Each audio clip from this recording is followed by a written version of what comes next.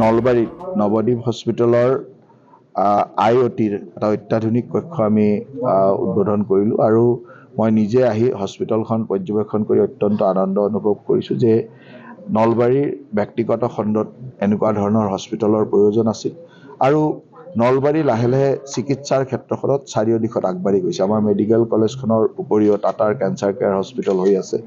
তাৰ লগে লগে ব্যক্তিগত খণ্ডতো আমাৰ যিখিনি অভাৱ চৰকাৰী খণ্ডই পূৰণ কৰিব নোৱাৰে তেনেকুৱা অভাৱখিনি পূৰণ কৰিবলৈ ব্যক্তিগত খণ্ডই ইয়াত যথেষ্ট সুন্দৰভাৱে কাম কৰি আছে। সেইকাৰণে মই ইয়ালৈ আহি সকলোকে শুভেচ্ছাও দিলোঁ আৰু সঁচাকৈ এই হস্পিটেলখনে নতুনকৈ 15টা ICU, OT বা IoT, স্পেচিয়েল IoT এই ধৰণৰ কামখিনিয়ে নিশ্চয়কৈ নলবাৰীবাসীক সহায় কৰিব। আমি হস্পিটেলখন আৰম্ভ কৰিছিলোঁ কৰোনাৰ আগত, কিন্তু কৰোনাৰ পিছত কৰোনাৰ সময়ত আমি কিছু কাম স্থগিত হ'ব লগা হ'ল।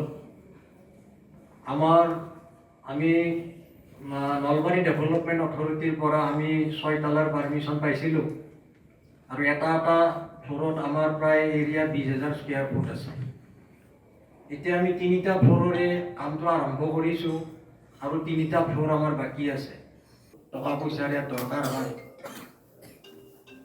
আৰু 3টা ফ্ল'ৰতে আমি প্ৰায় 70-80খন বেড আমি ব্যৱস্থা কৰিছোঁ। আমাৰ ICU প্ৰায় 15খন বেড আছে, মেল জেনেৰেল, ফিমেল জেনেৰেল বা যিবিলাক ইয়াত লেবৰেটৰী, অত্যাধুনিক লেবৰেটৰী আছে, আমাৰ CT স্কেন, আল্ট্ৰাচাউণ্ড, এক্সৰে গোটেইবিলাক আছে।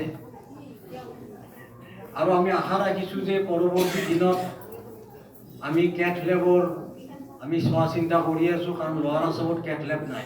নলবাৰীত নৱদ্বীপ হস্পিটেলৰ IoTৰ এটা অত্যাধুনিক কক্ষ আমি উদ্বোধন কৰিলোঁ আৰু মই নিজে আহি হস্পিটেলখন পৰ্যবেক্ষণ কৰি অত্যন্ত আনন্দ অনুভৱ কৰিছোঁ যে নলবাৰীৰ ব্যক্তিগত খণ্ডত এনেকুৱা ধৰণৰ হস্পিটেলৰ প্ৰয়োজন আছিল আৰু নলবাৰী লাহে লাহে চিকিৎসাৰ ক্ষেত্ৰখনত চাৰিওদিশত আগবাঢ়ি গৈছে। আমাৰ মেডিকেল কলেজখনৰ উপৰিও টাটাৰ কেঞ্চাৰ কেয়াৰ হস্পিটেল হৈ আছে। তাৰ লগে লগে ব্যক্তিগত খণ্ডতো আমাৰ যিখিনি অভাৱ চৰকাৰী খণ্ডই পূৰণ কৰিব নোৱাৰে তেনেকুৱা অভাৱখিনি পূৰণ কৰিবলৈ ব্যক্তিগত খণ্ডই ইয়াত যথেষ্ট সুন্দৰভাৱে কাম কৰি আছে। সেইকাৰণে মই ইয়ালৈ আহি সকলোকে শুভেচ্ছাও দিলোঁ আৰু সঁচাকৈ এই হস্পিটেলখনে নতুনকৈ 15টা ICU, OT বা IoT, স্পেচিয়েল IoT এই ধৰণৰ কামখিনিয়ে নিশ্চয়কৈ নলবাৰীবাসীক সহায় কৰিব।